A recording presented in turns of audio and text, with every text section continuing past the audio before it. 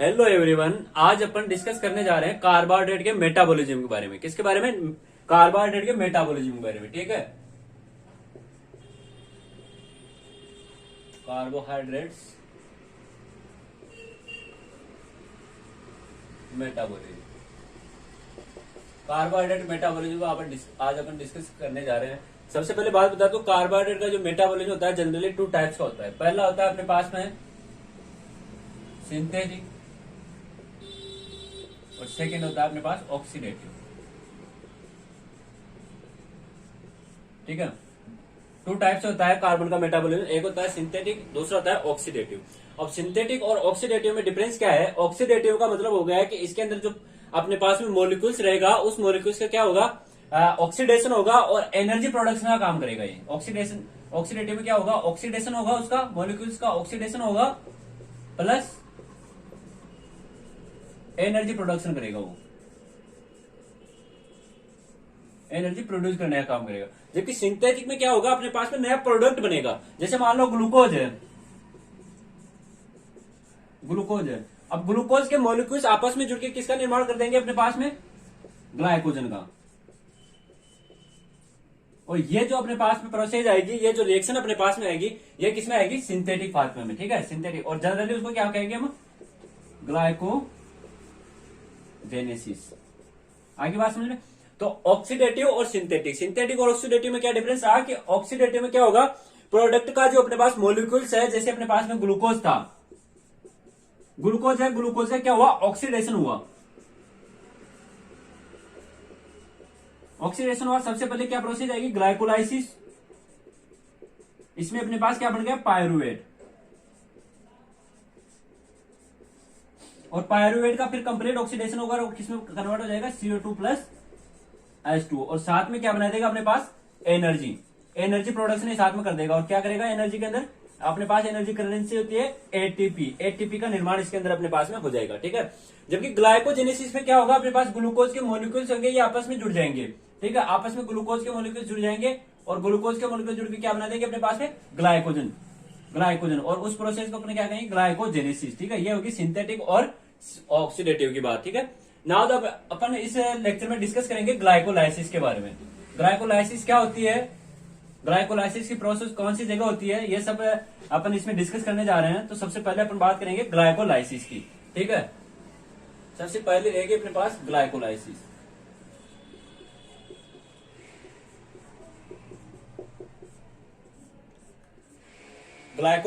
अब ग्लाइकोलाइसिस होता क्या है? देखो, ग्लाइकोलाइसिस का मतलब होगा, अपने पास वर्ड है ग्लाइकोलाइसिस। ग्लाइकोलाइसिस क्या है? ग्रीक वर्ड है। क्या है? ग्रीक वर्ड है। ठीक है, और ग्रीक वर्ड है तो इसको भैया तोड़ना पड़ेगा। और तोड़ेंगे तो कैसे तोड़ेंगे? Glyco plus lysis. यहां पे अपने पास में ग्लाइको है, ग्लाइको का मतलब क्या होगा? शुगर या ग्लूकोज। ठीक है, शुगर हो गया, और शुगर के अंदर अपने पास में क्या है? ग्लूकोज है। और लाइसिस का मतलब हो गया ब्रेकडाउन।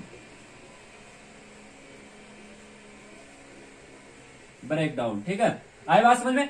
ग्लाइकोलाइसिस का मतलब क्या हो गया? Breakdown of glucose with production of ATP का प्रोडक्शन साथ में करेगा, या प्रोडक्शन ऑफ एनर्जी साथ में ये प्रोड्यूस करेगा। ठीक है, तो ग्लाइकोलाइसिस की प्रोसेस होगी, इसमें क्या करेंगे अपन? ग्लूकोज का ब्रेकडाउन करेंगे, ग्लूकोज को तोड़ेंगे और लास्ट एंड फाइनली अपने को क्या मिलेगी? उससे एनर्जी मिलेगी। ठीक है, अब ग्लाइकोलाइसिस है अपने पास में। ग्लाइकोलाइसिस जनरली लगभग बॉडी के ऑल सेल पार्ट के अंदर होती है। कंप्लीटली ऑल सेल के अंदर ग्लाइकोलाइसिस होगी, क्योंकि ग्लाइकोलाइसिस की जो मेन साइट होती है वो क्या होती है? ग्लाइकोलाइसिस की मेन साइट क्या होती है? ग्लाइकोलाइसिस की वो होती है साइटोप्लाज्म। क्या होती है? साइटोप्लाज्म होती है। अब साइटोप्लाज्म है तो भैया साइटोप्लाज्म लगभग कंप्लीट हर सेल के अंदर साइटोप्लाज्म पाया जाता है। अब हर सेल में अगर साइटोप्लाज्म पाया जाएगा तो ग्लाइकोलाइसिस हर सेल, प्रत्येक सेल में होगी। एवरी सेल के अंदर ग्लाइकोलाइसिस की प्रोसेस होगी, ये कंफर्म है, होगी। ठीक है, अब जनरली कुछ सेल ऐसी होती है जिसके अंदर जैसे ग्लाइकोलाइसिस प्रोसेस हो गई। अब अपने पास में ग्लाइकोलाइसिस से क्या बनेगा? प्रोडक्ट क्या मिलेगा? ग्लूकोज है, ग्लूकोज का ऑक्सीडेशन हुआ, ग्लाइकोलाइसिस ग्लूकोज टूटेगा और जनरली किसमें कन्वर्ट होगा? पायरुवेट में। पायरुवेट में कन्वर्ट हो गया, ठीक है। अब पायरुवेट में कन्वर्ट होने के बाद अब पायरुवेट कंप्लीटली ग्लूकोज, अभी ऑक्सीडेशन कंप्लीटली नहीं हुआ है, ठीक है। ग्लूकोज अभी पायरुवेट में कन्वर्ट हुआ है ग्लाइकोलाइसिस प्रोसेस में। अब ग्लाइकोलाइसिस प्रोसेस होने के बाद पायरुवेट किसमें जाएगा, टीसीए में, ठीक है। टीसीए के अंदर जाएगा और पायरुवेट वहां पे किसमें कन्वर्ट हो जाएगा, CO2 प्लस H2 में। और ये प्रोसेस किसमें होती है, अपनी माइटोकॉन्ड्रिया में। ये प्रोसेस किसमें होगी, माइटोकॉन्ड्रिया में। तो कंप्लीटली ऑक्सीडेशन कार्ब अपने पास ग्लूकोज का वो किसमें होगा, साइटोप्लाज्म और उसके बाद माइटोकॉन्ड्रिया, ठीक है। अब कुछ सेल ऐसी होती है जिसमें माइटोकॉन्ड्रिया नहीं होता है, जैसे अपने पास में आरबीसी है, आरबीसी में माइटोकॉन्ड्रिया नहीं होता है, लेंस है, कॉर्निया है, ठीक है। ये सेल्स ऐसी होती है, इन सेल्स के अंदर माइटोकॉन्ड्रिया नहीं पाया जाता। तो ओनली ग्लाइकोलाइसिस से ही इनको एनर्जी मिलती है, ठीक है। तो एच आरबीसी, लेंस और कॉर्निया ऐसी सेल है जिनके अंदर ओनली ग्लाइकोलाइसिस होती है, ठीक है, ग्लाइकोलाइसिस। और उन्हें एनर्जी कहां से मिलती है, ग्लाइकोलाइसिस से ही एनर्जी प्रोड्यूस होती है, उससे ही एनर्जी लेते हैं, ठीक है। इनके अंदर टीसीए साइकिल नहीं होती है, ठीक है। नाउ द डिस्कशन अबाउट, अब ग्लाइकोलाइसिस हो गई अपने पास में। ग्लाइकोलाइसिस की मैंने जनरली आपको बैकग्राउंड बता दिया। अब अपन बात करते हैं ग्लाइकोलाइसिस की मेनली डेफिनेशन क्या होती है।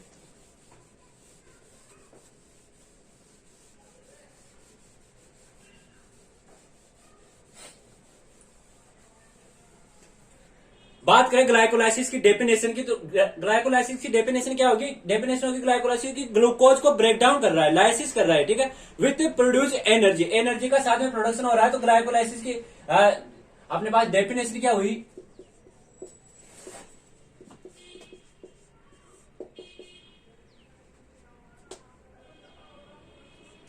Break down of glucose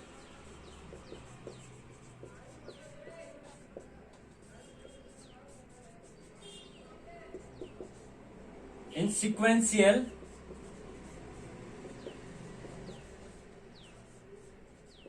reaction with produce energy,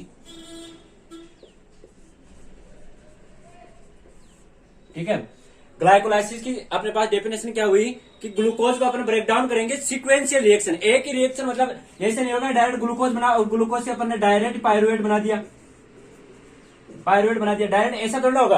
इसके अंदर सीक्वेंस आएगी, सबसे पहले ग्लूकोज होगा, ग्लूकोज को अपन ग्लूकोज 1 फॉस्फेट, उसके बाद 6 फॉस्फेट, उसके बाद 1 बाइफॉस्फेट, उसके बाद अपने पास में ग्लाइसराइड 3 फॉस्फेट, इस तरह अपने पास में अलग अलग प्रोडक्ट बनेंगे, सीक्वेंशियल बनेंगे, ठीक है।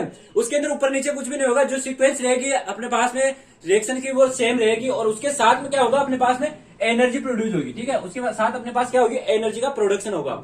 अब बात आती है पायरुवेट, पायरुवेट और अपने साथ में सेकेंड प्रोडक्ट इसमें बनता है लैक्टेट,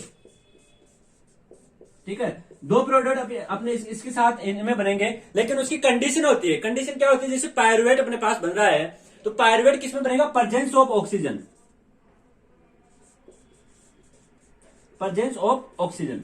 ऑक्सीजन अगर अपने पास में प्रेजेंट है तो अपने पास में क्या बनेगा, पायरुवेट। और अगर ऑक्सीजन की एब्सेंस में अगर ग्लाइकोलाइसिस हो रही है तो क्या बनेगा अपने पास में, लैक्टेट, ठीक है। एब्सेंस ऑफ ऑक्सीजन, ठीक है। ऑक्सीजन की एब्सेंस के अंदर क्या बनेगा अपने पास में, लैक्टेट बनेगा, और ऑक्सीजन की प्रेजेंस के अंदर अपने पास क्या बनेगा, पायरुवेट बनेगा, ठीक है। अब अपन डिस्कस करते हैं ग्लाइकोलाइसिस की रिएक्शन, ग्लाइकोलाइसिस की प्रोसेस कैसे चलती है, ठीक है।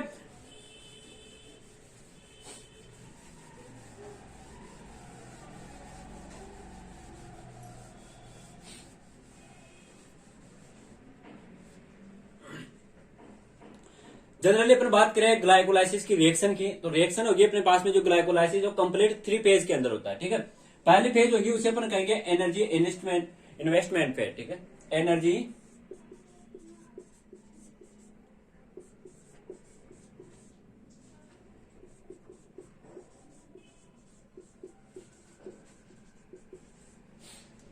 दूसरी फेज होगी अपने पास में स्प्लिटिंग फेज,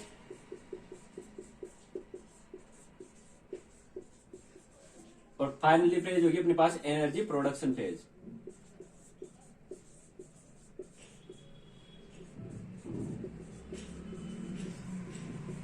ठीक है, 3 फेज होगी अपने पास। सबसे पहले आएगी एनर्जी इन्वेस्टमेंट फेज, जिसके अंदर अपने पास में जो एटीपी है वो टूटेगा, मतलब एटीपी जनरली उसके अंदर अपने पास टूटेगा, ठीक है। एनर्जी बनेगी नहीं, एनर्जी उसके अंदर खपत होगी, ठीक है। तो उसको अपन कहेंगे एनर्जी, इन्वेस्टमेंट करेंगे उसके अंदर अपना एनर्जी का, ठीक है। सेकंड पेज बनेगी अपने पास स्प्लिटिंग पेज। स्प्लिटिंग पेज क्या होता है, इसके अंदर जो अपने पास में मॉलिक्यूल्स है वो टूटेगा, ठीक है। टूट के उसके अंदर उसका आइसोमरेज हो जाएगा और उसको कहेंगे अपना स्प्लिटिंग पेज। और फाइनली होगी energy production page. Energy production जिसके अंदर अपने पास में एनर्जी का प्रोडक्शन होगा, ठीक है। एनर्जी इसके इस प्रोसेस के अंदर अपने को मिलेगी। तो अपन अब डिस्कस करेंगे ग्लाइकोलाइसिस के बारे में। सबसे पहले अपन बात करें, अपने पास में ग्लूकोज था, ग्लूकोज अपने पास कन्वर्ट हुआ ग्लूकोज 6 फॉस्फेट में।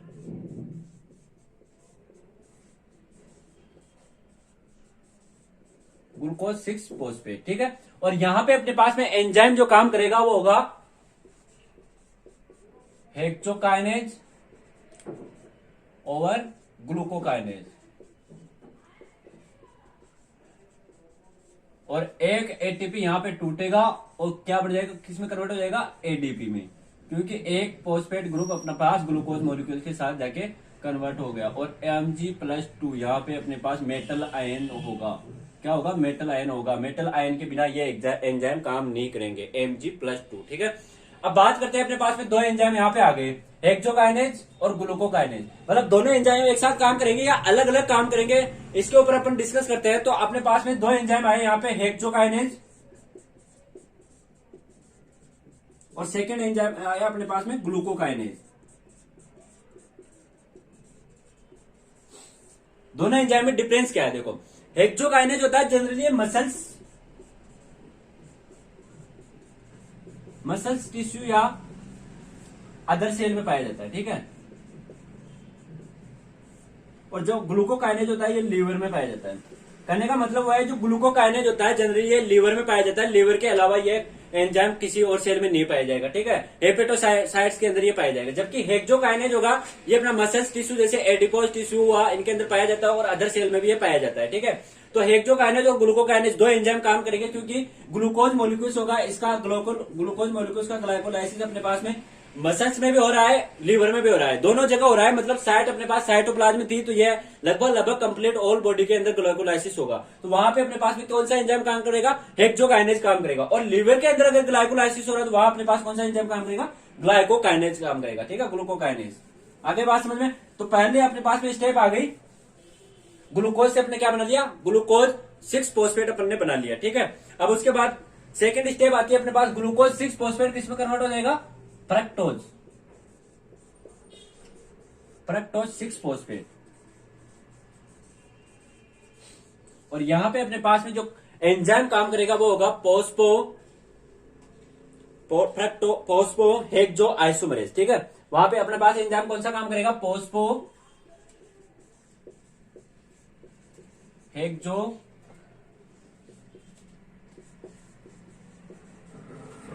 आइसोमरेज। आगे बात समझ में। ये रिएक्शन क्या होती है यार, रिवर्सिबल होती है।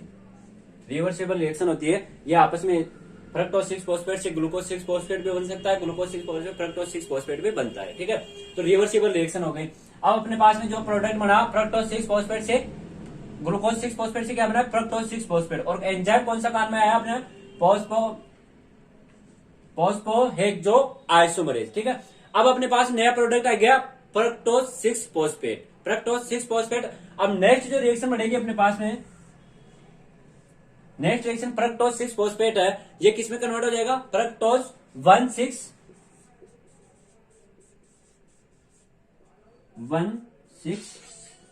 Biphosphate, fructose 1,6 biphosphate. अब इसमें क्या होगा, एक एटीपी और टूटेगा और किसमें कन्वर्ट हो जाएगा, एडीपी में। एडीपी में क्यों कन्वर्ट हुआ, क्योंकि एटीपी से एक फॉस्फेट ग्रुप आके कहा जुड़ गया, फ्रक्टोज 6 फॉस्फेट पे आके जुड़ गया। और दो एटीपी अपने पास यहां हो गए, फ्रक्टोज 1,6 बाइफॉस्फेट। और यहां पे एंजाइम अपना काम करेगा, फ्रक्टोकाइनेज, ठीक है, फ्रक्टोकाइनेज। 3 स्टेप आए अपने पास में। सबसे पहले ग्लूकोज था, ग्लूकोज किसमें कन्वर्ट हुआ, ग्लूकोज 6 फॉस्फेट में, ठीक है। सबसे पहला प्रोडक्ट अपने पास क्या बना, ग्लूकोज 6 फॉस्फेट, ठीक है। सेकंड प्रोडक्ट अपने पास बना ग्लूकोज 6 फॉस्फेट से अपने पास में आइसोमरेज में हुआ और नया प्रोडक्ट बन गया फ्रक्टोज 6 फॉस्फेट, ठीक है, फ्रक्टोज 6 फॉस्फेट। और उसके बाद फ्रक्टोज 6 फॉस्फेट का फॉस्फोराइलेशन हुआ अपने पास में, और नया प्रोडक्ट क्या बना, फ्रक्टोज 1,6 बाइफॉस्फेट, फ्रक्टोज 1,6 बाइफॉस्फेट। और ये कंप्लीट तीनों पेज को अपन इसके अंदर अपने पास में क्या हो रहा है, एनर्जी इन्वेस्टमेंट हो रही है, क्योंकि इनके अंदर अपने पास दो एटीपी जनरली टूटकर किसमें कन्वर्ट हो गए, एडीपी के अंदर कन्वर्ट हो गए, एनर्जी का इन्वेस्टमेंट हुआ है इसके अंदर। तो इन तीनों रिएक्शन को अपन क्या कहेंगे, एनर्जी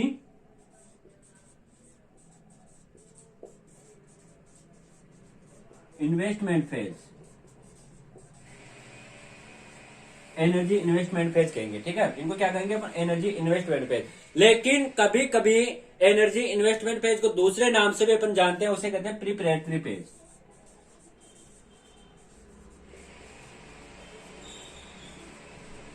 इसको किस नाम से जानते हैं अपन, प्रिपरेटरी फेज। ठीक है, ये हो गए अपने पास में एनर्जी इन्वेस्टमेंट फेज, एनर्जी का इन्वेस्टमेंट किस तरह हुआ। ठीक है, अब नेक्स्ट अपन डिस्कस करेंगे स्प्लिटिंग फेज।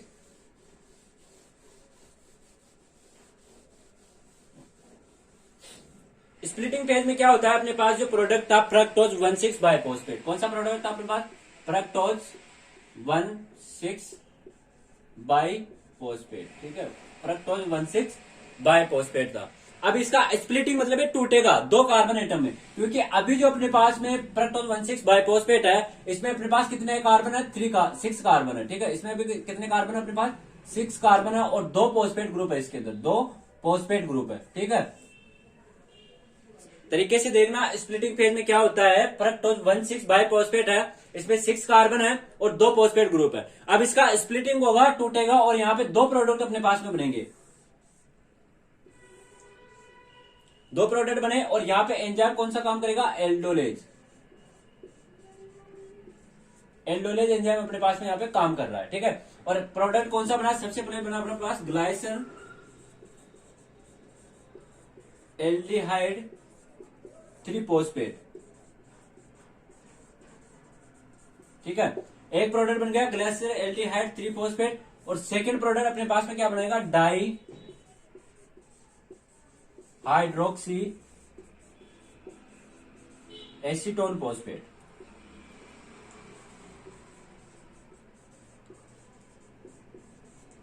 दो प्रोडक्ट बन गए, और दोनों प्रोडक्ट में कार्बन एटम कितने होंगे, 3 कार्बन एटम। इसमें भी 3 कार्बन एटम है, और इसमें भी 3 कार्बन एटम है। मतलब हुआ क्या, और इसमें एक फॉस्फेट ग्रुप है, और इसमें भी एक फॉस्फेट ग्रुप है।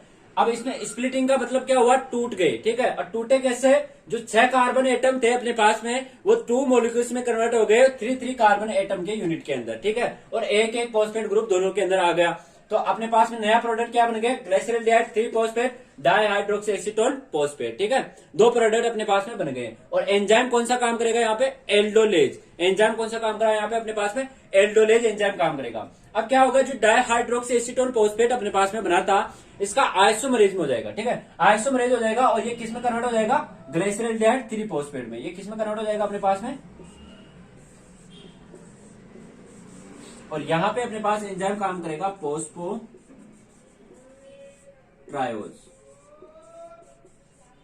आइसोमरेज।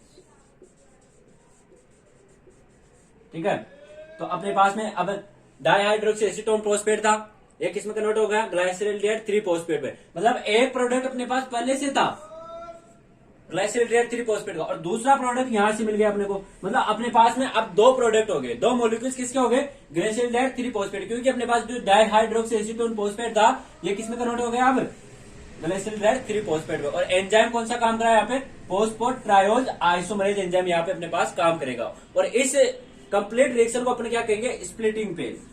इसको क्या कहेंगे अपन, splitting phase.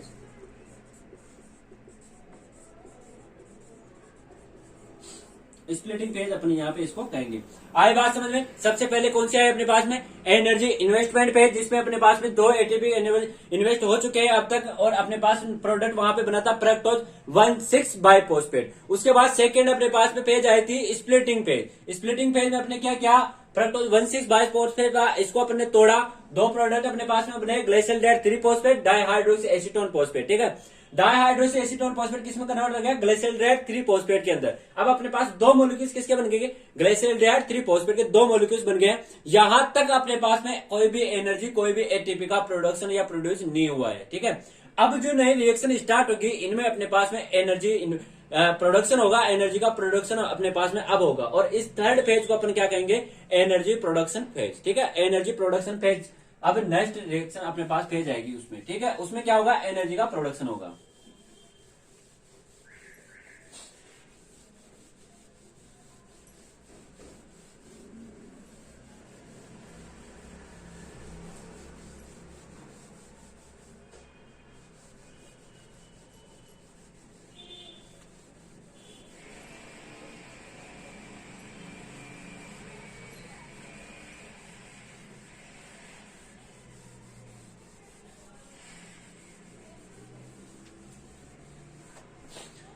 Last and finally phase अपने पास आ चुकी है, वो है एनर्जी।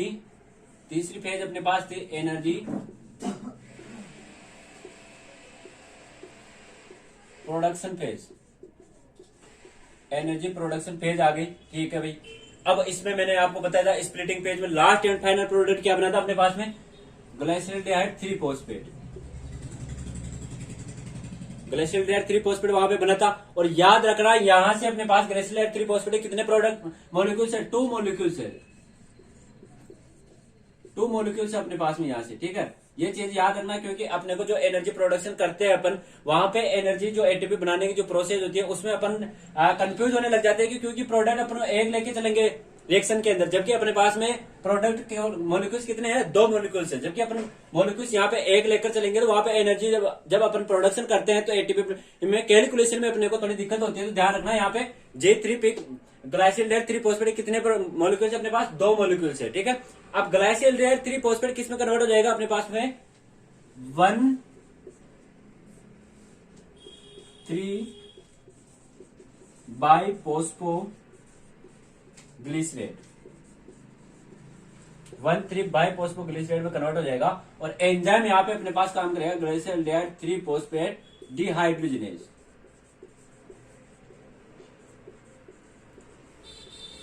डिहाइड्रोजिनेज एंजाइम काम करेगा।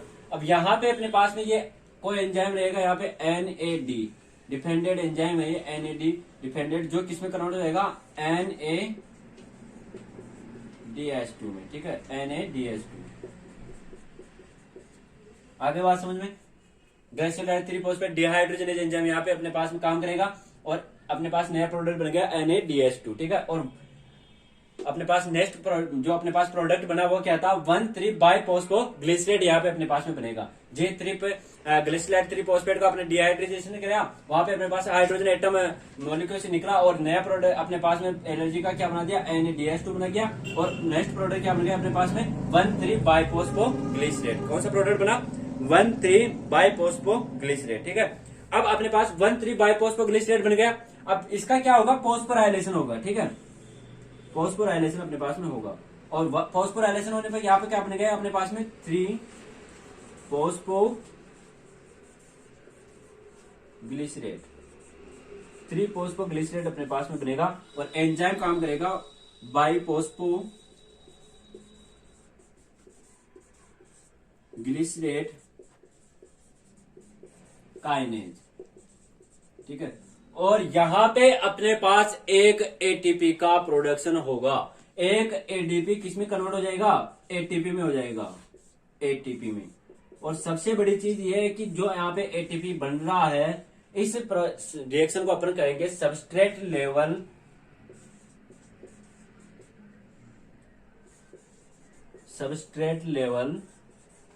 फॉस्फोराइलेशन।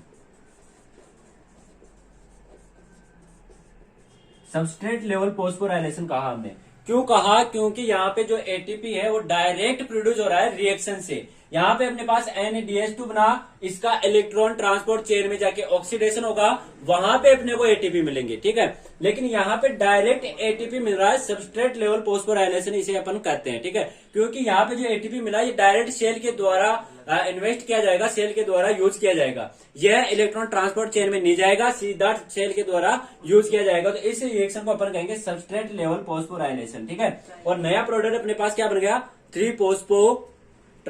3-फॉस्फोग्लाइसरेट, ठीक है। कौन सा प्रोडक्ट बना, 3-फॉस्फोग्लाइसरेट नया प्रोडक्ट अपने पास बन गया। अब नेक्स्ट रिएक्शन हो गया अपने पास में, 3-फॉस्फोग्लाइसरेट अपने पास बन गया। कौन सा प्रोडक्ट बना अपने पास में अब, 3-फॉस्फोग्लाइसरेट ग्लाइसरेट, ठीक है। अब 3-फॉस्फोग्लाइसरेट का क्या होगा, आइसोमेरिज में होगा। आइसोमेरिज में होगा, नया प्रोडक्ट इसमें क्या होगा, जो अपने पास में फॉस्फेट ग्रुप था, इसकी जो अपने पास में जगह थी वो एक्सचेंज हो जाएगी, ठीक है। फॉस्फेट ग्रुप का जो अपने पास अभी 3 कार्बन पे है, उसको अपन क्या कर देंगे, दूसरे कार्बन पे ले आएंगे 2-फॉस्फोग्लिसरेट। कौन सा प्रोडक्ट बन गया, 2-फॉस्फोग्लिसरेट, ठीक है। और यहां पे एंजाइम काम करेगा अपने पास में फॉस्फो ग्लूकोम्यूटेज, फोस्फोग्लूकोम्यूटेज एंजाइम यहाँ पे अपने पास काम करेगा। इसमें क्या होगा, जो अपने पास में फॉस्फेट ग्रुप है उनका पोजीशन चेंज हो जाएगी, ठीक है।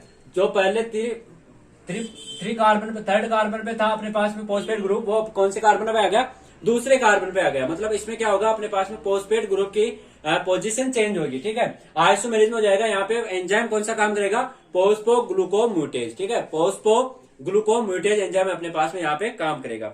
अब नेक्स्ट प्रोडक्ट जो बनेगा वो बनेगा अपने पास में 2-फॉस्फोग्लिसरेट है, इसका नेक्स्ट प्रोडक्ट बनेगा फोस्फो इनोल पायरुवेट। और एंजाइम यहां पे अपने काम करेगा इनोलेज। कौन सा एंजाइम यहां पे काम करेगा, इनोलेज। इनोलेज मेटल एंजाइम है। यह एंजाइम क्या होता है, Mg+2 की उपस्थिति में ही काम करेगा। Mg+2 यहाँ पे अपने पास आएगा, क्योंकि मेटल एंजाइम क्या होते हैं, वह मेटल आयन की रिक्वायरमेंट के अंदर वो एंजाइम काम करते हैं, वह एंजाइम जनरली रिएक्शन को आगे बढ़ाते हैं। तो इनोलेज एंजाइम एक मेटल एंजाइम का उदाहरण है, जो जनरली Mg+2 की उपस्थिति में काम करेगा। और नया प्रोडक्ट अपने पास में क्या बनेगा, फोस्फो इनोल पायरुवेट नया प्रोडक्ट अपने पास में बन जाएगा, ठीक है। अब फोस्फो इनोल पायरुवेट बन गया, उसके बाद अब ये क्या होगा, इसका फोस्फोराइलेशन हो जाएगा, फिर से फोस्फोराइलेशन होगा और नया प्रोडक्ट क्या बन जाएगा अपने पास में, पायरुवेट। पायरुवेट जो अपने को चाहिए था भैया, ये यहां जाके बन गया। पायरुवेट यहां जाके अपने पास में बन गया और एंजाइम यहां पे काम करेगा अपने पास, पायरुवेट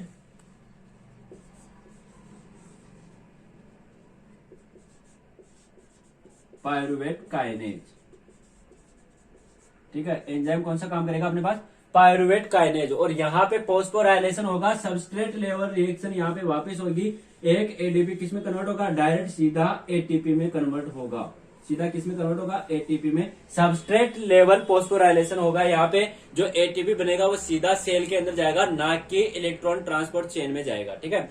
अब पायरुवेट अपने पास में नया प्रोडक्ट जो बनना था वो बन गया। और पायरुवेट किस में बनेगा, presence of oxygen, presence of oxygen, ठीक है। अब क्या होता है, जैसे मान लो अपन ज्यादा एक्सरसाइज करते हैं तो उसके अंदर क्या होता है, अपने पास में जो ऑक्सीजन होती है उसकी मात्रा कम पड़ जाती है बॉडी के अंदर। और जनरली क्या होता है, एब्सेंस ऑफ ऑक्सीजन की उपस्थिति में ग्लाइकोलाइसिस में जो पायरुवेट बना है, इसका क्या हो जाएगा, डिहाइड्रोजनेशन हो जाएगा। एक प्रोडक्ट किस में कन्वर्ट हो जाएगा, लैक्टेट में कन्वर्ट हो जाता है, ठीक है। ये प्रोडक्ट किस में कन्वर्ट हो गया अपने पास में, लैक्टेट में कन्वर्ट हो जाएगा। और यहां पे एंजाइम काम करेगा अपने पास, लैक्टेट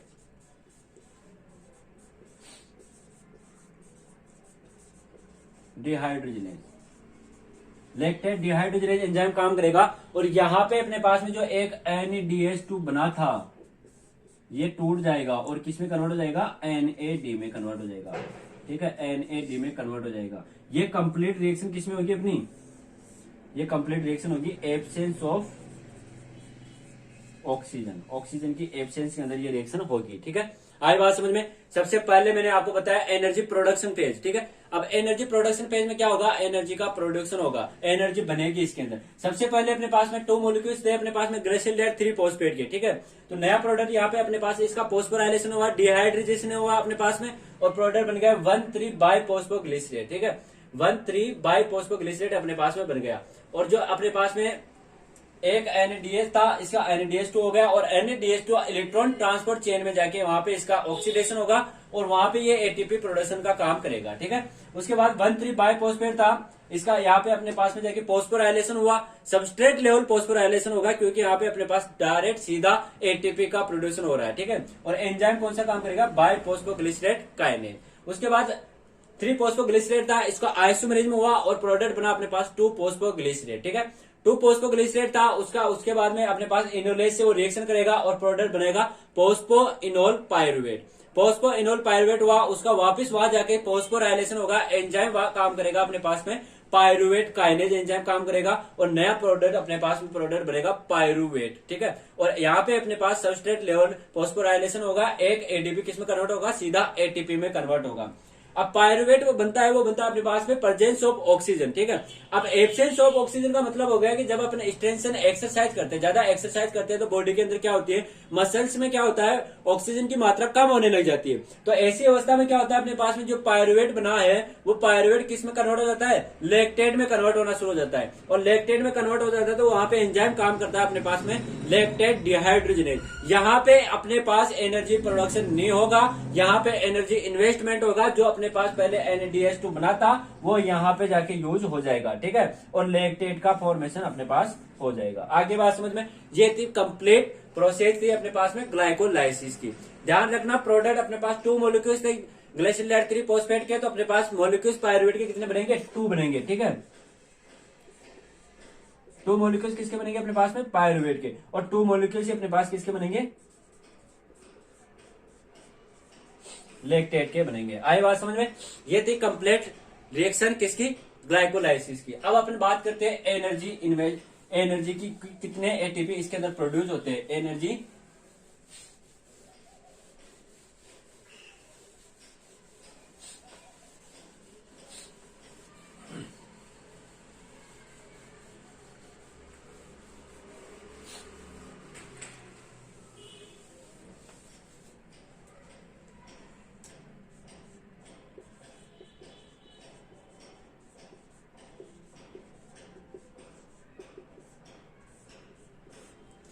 एनर्जी की बात करें तो सबसे पहले अपने पास आती है presence of oxygen. Presence of oxygen में क्या होगा, सबसे पहले अपने पास में इसमें कंप्लीट जो एटीपी बनेंगे, टोटल एटीपी इसके अंदर कितने बनेंगे, टोटल एटीपी 8 बनेंगे। ठीक है, 8 टोटल एटीपी इसके अंदर अपने पास बनेंगे। अब कैसे बने उसको मैं आपको समझाता हूं। ठीक है, सबसे पहले अपने पास में आई थी energy investment phase. Energy investment phase I थी सबसे पहले,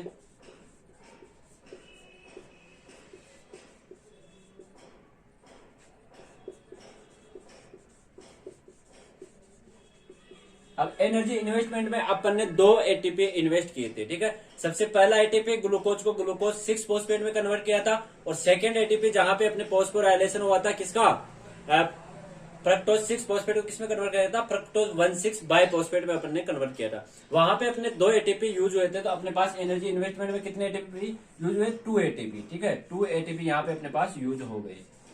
ठीक है भाई, 2 एटीपी यहाँ पे इन्वेस्टमेंट में यूज हो गए। सेकेंड अपने पास आई थी स्प्लिटिंग फेज। स्प्लिटिंग फेज में कोई भी एनर्जी ना तो प्रोड्यूस हुई ना ही इन्वेस्ट हुई। सेकेंड फेज कौन सी आई थी, splitting phase.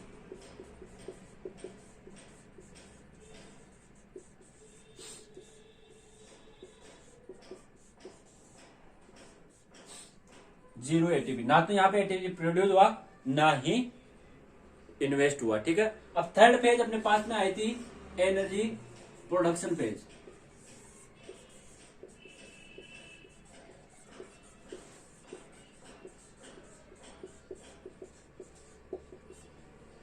Energy production phase I थी अपने पास में। ठीक है, अब इसके अंदर क्या होगा, एनर्जी प्रोडक्शन फेज आई थी, उसके अंदर क्या होगा, अपने पास में एनर्जी का प्रोडक्शन होगा। ठीक है, अब एनर्जी का प्रोडक्शन हुआ, जनरली इसके अंदर अपने पास में एक तो 2 मॉलिक्यूल्स किसके बने, NADH2 के बने थे। ठीक है, एक एटीपी अपने को डायरेक्ट सबस्ट्रेट लेवल से मिला था, और एक एटीपी अपने को पायरुवेट काइनेज की उपस्थिति में मिला था। ठीक है,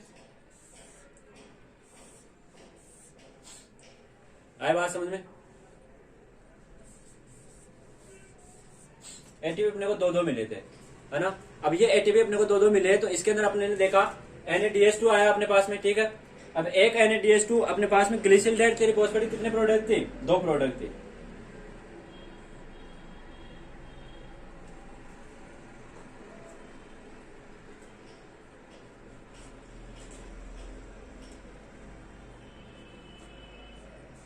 यहाँ पे 2 NADH2 क्यों लिया है मैंने, मैं आपको बताऊं, क्योंकि 2 NADH2 लेने का सबसे बड़ा कारण है कि अपने पास में ग्लिसरॉल्डेहाइड 3 फॉस्फेट के कितने प्रोडक्ट थे, वहां पे 2 मॉलिक्यूल्स थे, 2 मॉलिक्यूल्स, और दोनों मोलिक्यूल्स का क्या होगा, डिहाइड्रेशन होगा, और दोनों मोलिक्यूल्स का डिहाइड्रेशन होगा तो भैया वहां पे NADH2 कितने बनेंगे, 2 बनेंगे, 2 NADH2 का फॉर्मेशन होगा वहां पे, ठीक है।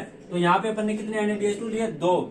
एटीपी बना अपने पास में, कहां से बना एटीपी, डीफॉस्फोराइलेशन हुआ था, सबस्ट्रेट लेवल फॉस्फोराइलेशन जिसे अपन कहे थे, और वो कहां पे होता अपने, वहां पे होता 1,3 बाइफॉस्फेट था, वो कन्वर्ट किसमें होता, 3 फॉस्फोग्लिसरेट के अंदर कन्वर्ट हुआ था, तो क्या वहां पे एक एटीपी प्रोड्यूस हुआ था, लेकिन अपने पास मॉलिक्यूल्स 2 चल रहे हैं साथ में, तो वहां पे अपने कितने एटीपी मान लिए, 2 एटीपी, ठीक है, वहां पे अपने पास में यूज प्रोड्यूस हो गए, और 2 एटीपी अपने पास में यहाँ पे प्रोड्यूस हुए, ठीक है। फॉस्फोइनोल पायरुवेट से अपने पायरुवेट बनाया, यहाँ पे 2 मोलिक्यूल्स होते हैं अपने पास में, ठीक है, फॉस्फोइनोल पायरुवेट के, पायरुवेट भी 2 बनेगा, और एटीपी भी कितने बनेंगे, तो 2 बनेंगे, ठीक है। तो 2 एटीपी अपने पास में यहां बन गए।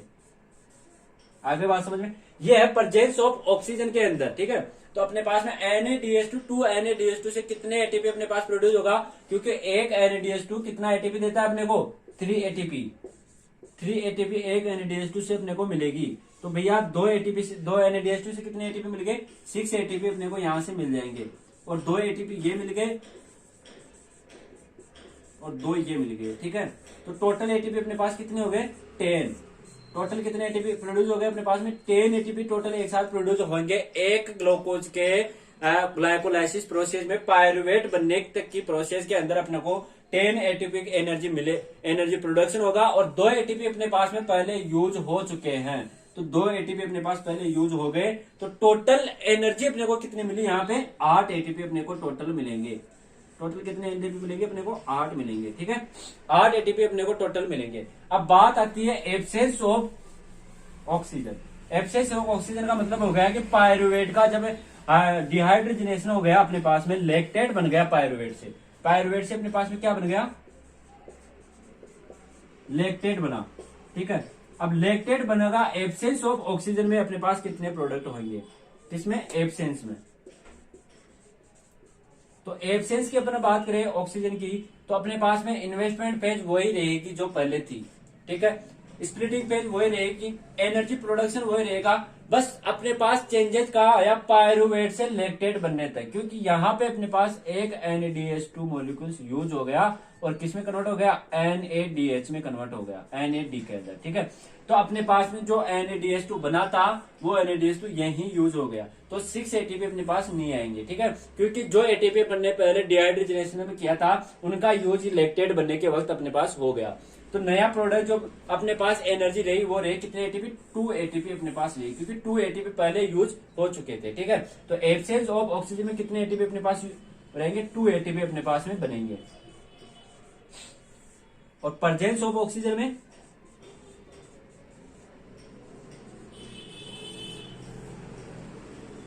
8 एटीपी अपने पास में बनेंगे, ठीक है। बट लेकिन न्यू लिटरेचर के आधार पर अभी नए जो एनर्जी प्रोडक्शन का कैलकुलेशन हुआ है उसमें हल्का सा चेंजेस अपने पास में आ गया है। उसमें क्या हुआ, जो अपने पास में एक NADH2 था वो प्रोडक्ट कितने एटीपी प्रोड्यूस कर रहा था पहले, एक NADH2 कितने प्रोडक्ट प्रोड्यूस कर रहा था पहले, 3 एटीपी प्रोड्यूस कर रहा था, ठीक है। लेकिन न्यू लिटरेचर के आधार पर अभी जो न्यू लिटरेचर है उसमें अब एक NADH2 2.5 एटीपी प्रोड्यूस करता है, ठीक है, 2.5 एटीपी ही प्रोड्यूस करता है। पहले 3 एटीपी मानते थे, अब 2.5 एटीपी मानते हैं। तो अपने पास 2 मॉलिक्यूल्स ऑफ NADH2 के थे प्रेजेंस ऑफ ऑक्सीजन में, तो यहाँ पे बने थे अपने पास 6 एटीपी, लेकिन अब जो न्यू लिटरेचर है उसमें बनेंगे 5 एटीपी। तो टोटल कितने एटीपी हो गए, न्यू लिटरेचर के आधार पर 7 एटीपी अपने पास नए बनेंगे, ठीक है, न्यू लिटरेचर के आधार पर।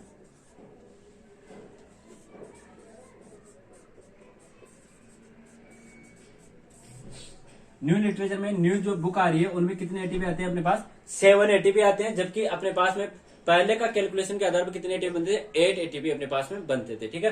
यह है कंप्लीट ग्लाइकोलाइसिस की प्रोसेस, जिसमें अपन ने रिएक्शन की बात की, एनर्जी यील्ड के बारे में समझा कि एनर्जी किस तरह प्रोड्यूस होती है, कितने एटीपी अपने को मिलेंगे। अब नेक्स्ट अपन जो ग्लाइकोलाइसिस है अपने पास में बना प्रोडक्ट पायरुवेट, ठीक है। अब पायरुवेट बन गया अपने पास में, अब पायरुवेट का भी अभी तक कंप्लीट ऑक्सीडेशन नहीं हुआ है, ठीक है। अब पायरुवेट क्या होगा, इसका कंप्लीट ऑक्सीडेशन के लिए इसको अपन किस में भेजेंगे, TCA के अंदर, TCA के अंदर जाएगा, वहां पे इसका कंप्लीट ऑक्सीडेशन होगा, ठीक है। तो नेक्स्ट अपन पेज में बात करेंगे, नेक्स्ट लेक्चर में टीसीए के बारे में। ये कंप्लीट हो गई अपनी ग्लाइकोलाइसिस की। ग्लाइकोलाइसिस के बारे में मैंने कंप्लीट अच्छी तरीके से आपको समझाने की कोशिश की है और शायद आपको समझ में भी आया होगा। अगर किसी को कुछ डाउट रहे तो कमेंट बॉक्स में डाल देना। Thank you so much. Like and subscribe करना ना भूलें। Thank you.